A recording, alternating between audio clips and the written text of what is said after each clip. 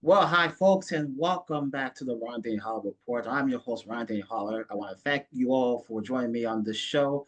Um, and I hope you enjoyed the very first episode that I had recently. And and now I'm about ready to begin my second show. I have a very, very nice guest, a lovely person that I met earlier in this winter. Well, I was very, very cold in New York City this winter, but she's a lovely person. She's very talented and and very, very out there on social media, and she's really, really passionate and looking to put herself out there. Ladies and gentlemen, I want to present to you this lovely lady. Her name is Diana Kagan, but her stage name is Lika. Lika, welcome to the show. Thank you. Thank you so much, Rondane, for having me here. It's a pleasure. Yeah, absolutely. And as I mentioned before, we met earlier this year. Um, and for those of you who don't know, I've been following local performers for the last few years, and local performers don't get enough respect, and and local performers are just as talented as the ones you see professional, but you get to know them more on a personal level, and when you take the time to get to know them, they get to know you, and they start to appreciate the fact that you believe in them and you're there for them. So it's an honor and a privilege to be part of something like that. So Well, welcome to the show. How are you feeling today, if I may ask you? good. It's finally. I'm just visiting for a couple of weeks my hometown, Toronto. It's really sunny here. Finally, we're getting some warmth, so I'm really feeling really good today. Energized. What about Yes, you? yes, absolutely. And as by the time of this recording, it's actually around 90 degrees today, in New York City across the Northeast. So we're experiencing summer-like temperatures today, even though spring we're usually in middle range, but and it's going to be a 35-degree swing after this taping in a few days, but we'll enjoy while it lasts. But sooner or later we're gonna have consistent summer weather, and everybody will be in the pool and the beach before long. Memorial Day is coming up in a few days actually, so I want to mention that. So, anyways, back to you, Lika. I'm honored to have you on the program. Are you ready to do this? Yeah, let's jump in. All right, let's get down to business. So I want to start off by asking you to tell the audience about yourself. Yeah, of course. So my name is Diana. I was born in Russia, in Moscow. Not a little town. I don't have a little town girl story. But I did get involved with singing when I was really young. I started singing, acting in an ensemble that was just near my house, and it was quite good. I got an experience of a big stage right off the bat, like when I was about 2 3 years old. So it was really cool to get that experience. And yeah, and I didn't expect that I will kind of fall back into singing later in my life. That was always the goal, but didn't always have the correct support to keep on doing and shining in this space. But when I graduated from my bachelor degree, I was like, there's no turning back. I love music. It's something that I've lived and experienced my entire life, and something that I love performing. So I ended up back here and working on my music and trying to make sure that everyone hears it.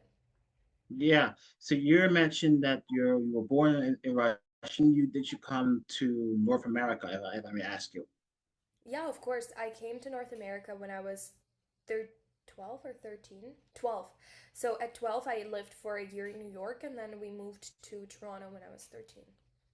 Okay. And which part of Russia were you born? Or were you born in the European part or the Asian part, which is very, very large? The European, the Moscow. So, right, like, it's not really the center of the country, but it is a capital.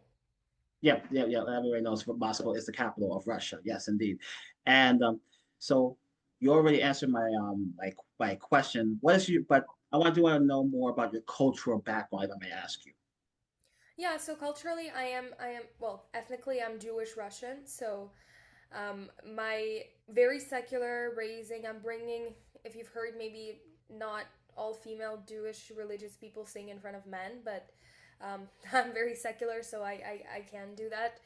And my family has always, shown that it's very like the loyalty value, the kindness value, those really live inside my family. So that's a little bit more about me from the, I guess, cultural background. And you already expressed that you started singing very, very young, but I want you to go more in depth into that. When did you get into performing and singing? Yeah, so as a kid, my mom asked me what I wanted to do for, like she always wanted to develop me in different ways, keep me well-rounded, and she asked me what my interests were, and I don't really know. So we started off, she offered a piano. I started off with that, and then we went to like this auditions for an ensemble, and I had an opportunity to, perform there. Yep. I got accepted into the ensemble, and then it just started off from there. Just the exposure itself at a young age created that passion for me. Very, very nice. So, how did you get your performance name Lika? Yeah, so fun story. When I wanted to, when I started singing more professionally, and I knew I needed a good stage name. I thought of first, like, how can I remain intriguing yet international, but show all my culture in one name? And my mom's name is Leah. Yep. And although she hasn't always been the most supportive and specifically in music, she's always been there for me in my life. And I thought it would be a good tribute to my dad calls my mom Lika, like a short version. And I then went to check if anyone had the similar name in Spotify, and maybe I saw a few. So instead of I used a exclamation point. So that's kind of how it came to be. Very cool, very cool, very, very creative. And that it gives you an opportunity to really branch out and stand out as compared to the other local artists. That was very, very creative, and that's very, very well done. Now, obviously, you have a lot of singles. How many songs have you produced and released in your young career? I think overall I have about 8 songs right now released on Spotify. A new song I'm releasing next month, June 16th. It's called The One For Me. I think this is actually the first time that I'm saying publicly that I'm releasing a song, so more information is coming out later this week. But yeah, that's basically about maybe. But I have way more songs that are written that were never released. But around 8 released. Oh, very, very, very, very nice. So, and how long have you been singing professionally, if I may ask you? Yeah, it's been 3 years since I've started a full professional, I would say, career, like releasing music, recording music professionally. Oh, very, very nice. Excellent. Now, I do want to ask you, what do you hope to bring to people with your music? What do you hope to inspire people with your music, if I may ask you? Yeah, of course. I want to be people's best friend. I want them to come to me when they're happy, when they're sad, like resonate with my music through my emotions. That's how I treat, and my best artists that I listen to, they bring out emotions in me, right? And they help me. I want to be like a best friend for my listeners, for my audience.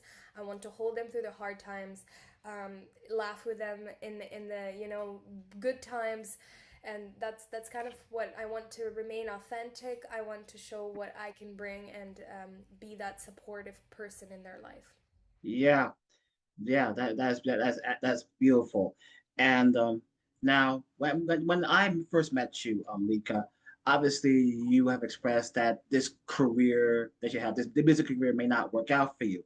Now, it may not work out for you, and you admitted that people in your life told you that a music career is not possible. However, you've been hell bent on proving everybody wrong, especially family members in your life, more specifically the naysayers who are against you having a music career. What do you have to say to those naysayers, if I may ask you? Honestly, I want to make something clear. I'm not doing all of this just to prove wrong people. I'm doing this because I enjoy singing, and I was thinking, even if nothing turns out from this, if I don't, although I've already been achieving some small milestones, if nothing turns out into full on professional salary making, this is like my one thing. That's still fine because I love doing what I'm doing. And I mean, obviously, I want it to turn out in the good way, but I'm not doing music, I'm not recording music because I want to prove someone wrong. I'm doing it because I love singing. And honestly, I don't care what those naysayers say. They can say what they want to say people say a lot of things before they get off their couch and do something. So it's up to me to show that I can and not to prove them wrong. Right, right. And let's say that the music career doesn't work out. Do you have any future plans that you might fall back on? I do. I'm currently finishing my master's in human resource management at Columbia, and I'm planning to start working in executive search soon.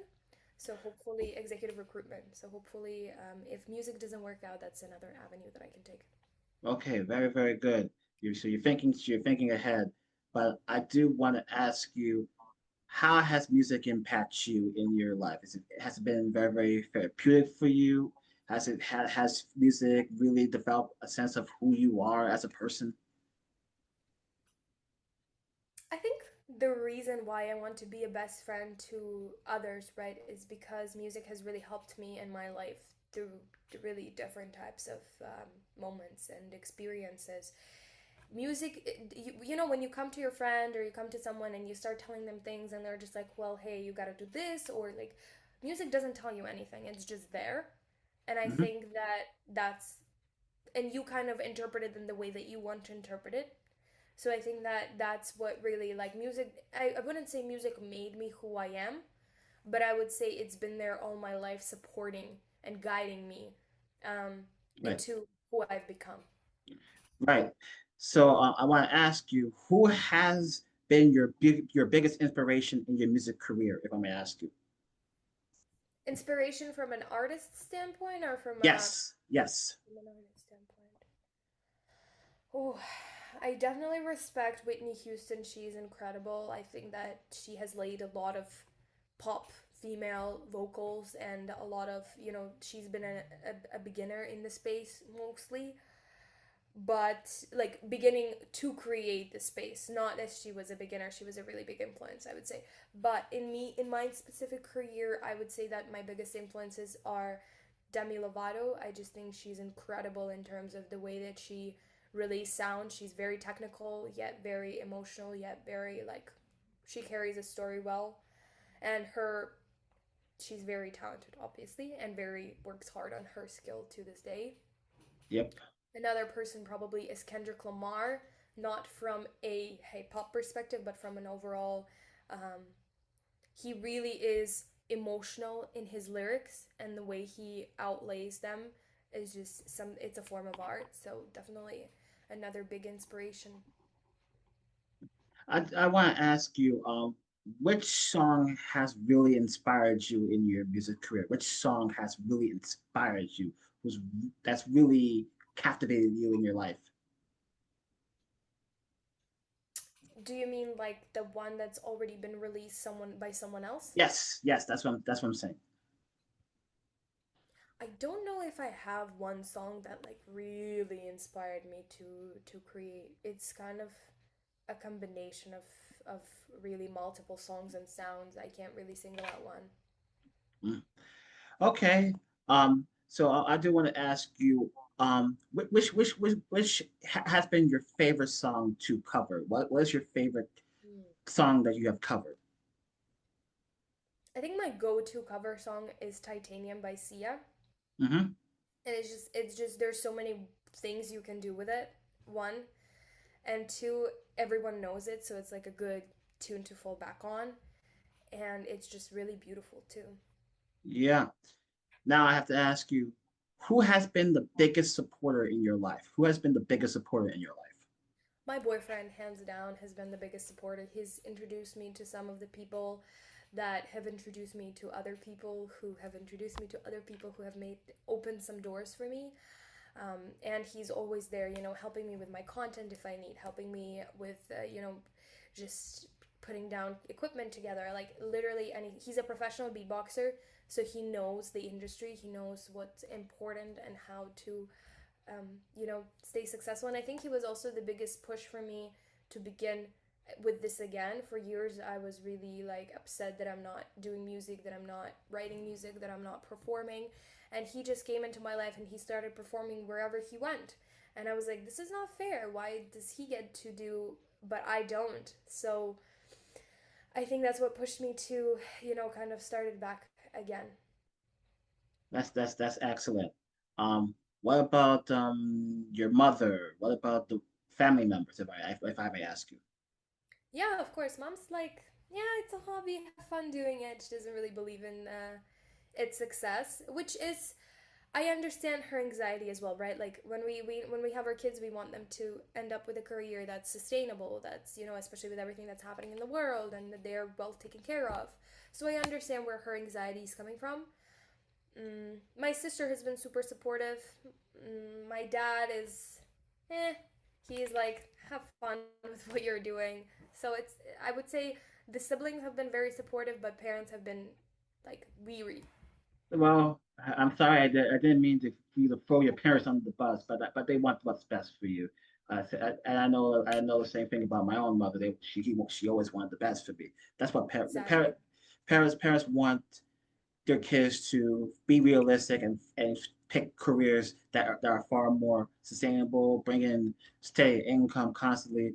But at the end of the day, we're all individuals. We have to follow our hearts and do what makes us happy.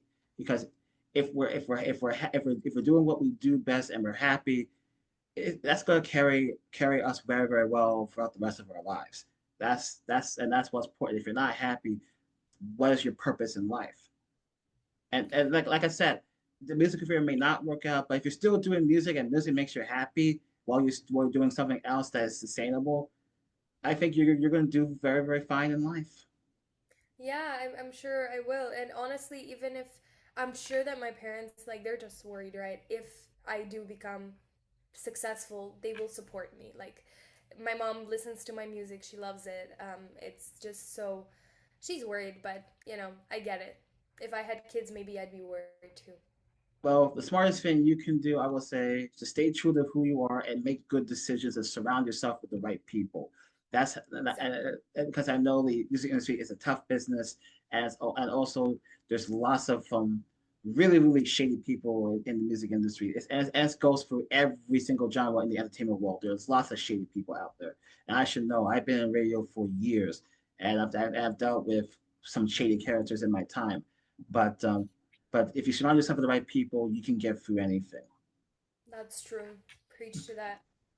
And now I have a quick 7 question round. Very easy questions. But are you ready?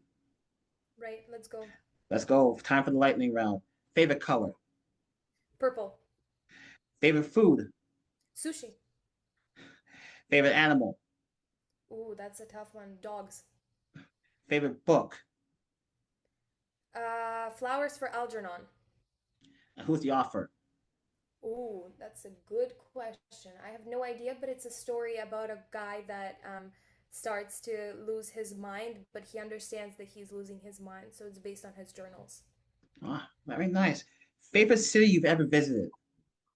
I was gonna say New York. The first thing that came to my mind. Well, New York City is popular. Anywhere else? mm, I love like where my parents live in Cabarete. It's a city in Dominican Republic. I love the people there, the culture there, the food. It's incredible. Very nice. Very nice. Favorite music artist? Kendrick Lamar. Wow. Favorite song you've ever covered? Favorite song I've ever covered. Well, let's go Mamma Mia by ABBA. Ah, very, very nice. Now, final question here. And this is the final question. This is the question I did not share with you because I want you to be ready for it. But here it is. I think you're going to like this question, though. How do you want people to remember you not as Lika the artist, not as Lika the social media influencer, but as Lika the person? Lika, the best friend. And describe that, please. Yeah, of course. As I said, I want to be a go-to. Like, I want to be a go-to music in a sense that not like, oh, hey, listen to me because I am me. No. Listen to me because I will help you. Listen to me because I will guide you. Listen to me because I will share my experience and be as honest as I can. And maybe you can grab something from there for yourself. But regardless, I'll be there holding your hand and supporting you through whatever you need. Yeah, be a sense of therapy when you're having a bad day, and be Exactly. and be somebody who can pick you up and start all over again. Exactly. Exactly. I think that's what all of us need sometimes, just, a shoulder to be able to stand, or a hand to be able to pick up, in a way. Well, I do want to say, Bob, to just to wrap this up, just continue to surround yourself with the right people. You have a good head on your shoulders, and as long as you continue to make good decisions, you're gonna go far in life, and you can continue to make a difference for many people for generations to come. And I sincerely appreciate you doing this interview with me. Thank you so much, Diana, for doing this interview. I really do appreciate you very, very much and also for being flexible and patient with me. So thank you very, very much. Thank you for having me. It was a pleasure to come on, and you as well. Continue what you're doing. Learning people's stories is the most valuable thing you can do. Yes, this podcast is about giving people hope. This is a podcast to learn from each other, give people hope, and inspire people. That's what this podcast is about. So thank you very much, Diana, Lika. Stay right there for just a second while I tell the audience thank you for joining me on the Rondane Hollar Report. Where can people find you very, very quick? I'm so sorry. Of course, on Instagram it's _Lika_DK. Mostly, if you put Lika LIKA into any social media, you'll be able to find me. And on Spotify, it's of course L !KA. Yes, now we got that straight. So thank you, ladies and gentlemen, for joining me. I'm going to say this one more time. Subscribe to this channel. Click that bell so you get notifications when I drop a new episode or a new video. Follow me on Instagram. The links will be in the description. If you want to pay me for my work, I'll put in the link to my Venmo account. Again, no amount is too big or too small. I'll give you the link to SoundCloud. You can check out the audio version, and there'll be more social media content to come. But thank you very, very much for joining me on the Rondane Hollar Report. I'll see you next time for another great interview right here on the Rondane Hollar Report. Until then, so long, everybody. Take care.